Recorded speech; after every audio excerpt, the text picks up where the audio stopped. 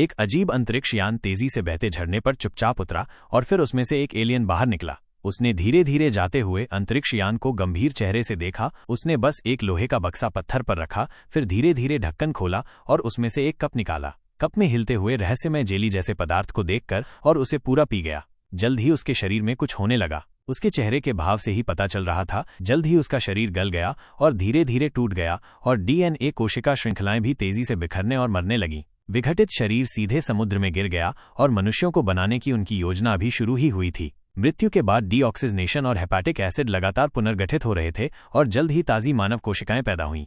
35,000 साल बाद यानी 2089 में कई पुरातत्वविदों ने एक गुफा में पत्थर की दीवार पर रहस्यमय पैटर्न खोजे। भित्ति चित्रों से पता चलता है कि लोगों का एक समूह एक विशालकाय की पूजा कर रहा था और विशालकाय की भुजाएं कई गोल गोलों की ओर इशारा कर रही थीं, मानो ये सुझाव दे रही हों कि लोग उसे ढूंढने जाएं। इन अजीब पैटर्न के पीछे छिपे रहस्यों का पता लगाने के लिए उन्होंने उच्च तकनीक का उपयोग किया। उन्होंने अप्रत्याशित रूप से इन ग्रहों के स्थानों की खोज की। शायद मानव उत्पत्ति का रहस्य इन्हीं ग्रहों पर छिपा है। इसलिए 5 साल बाद पूंजीपति क्रिस के वित्तपोषण से वैज्ञानिकों ने प्रोमेथियस नामक एक अंतरिक्ष यान पर सवार होकर बाहरी अंतरिक्ष में मानव जाति की उत्पत्ति का पता लगाने के लिए एक यात्रा शुरू की। उस समय की सभ्यता में मनुष्यों के पास न केवल उन्नत तकनीक थी, बल्कि उन्होंने डेविड नामक एक कृत्रिम रोबोट भी बनाया था। डेविड दिखने में आम लोगों से अलग नहीं था, उसकी बुद्धि आम लोगों से कहीं ज्यादा थी और वह अंतरिक्ष यान का संरक्षक भी था। चूंकि सभी वैज्ञानिक इस समय निष्क्रिय अवस्था में चले गए थे, इसलिए उसके सामने निष्क्रिय पड़ी महिला डॉक्टर शॉन थीं।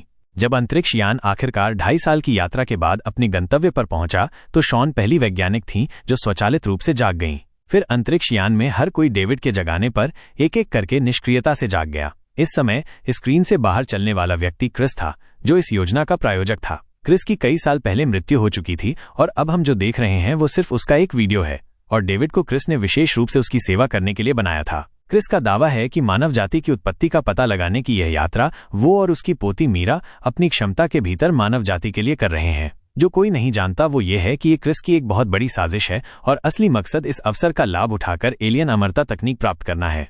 जैसे ही अंतरिक्ष यान एलियन लक्ष्य पर पहुंचा, समूह जैसे ही अंतरिक्ष यान से उतरा, उसने सामने विशालकाय मेगालिथिक इमारत देखी। कुछ लोगों के उत्साह में वे बिना ज्यादा सोचे समझे अंदर चले गए। उन्हें क्या पता था कि एक के बाद एक और अजीब और खतरनाक चीजें होने वाली हैं। जल्द ही वे गुफा की गहराई में चले गए और पीले बालों वाले आदमी ने बैग से 2 गोलाकार वस्तुएं निकालीं और उन्हें दोनों हाथों से ऊपर की ओर फेंक दिया। यह पता चला कि ये एक इंफ्रारेड डिटेक्शन इंस्ट्रूमेंट था, ताकि वे गुफा की समग्र संरचना को बहुत स्पष्ट रूप से स्कैन कर सकें।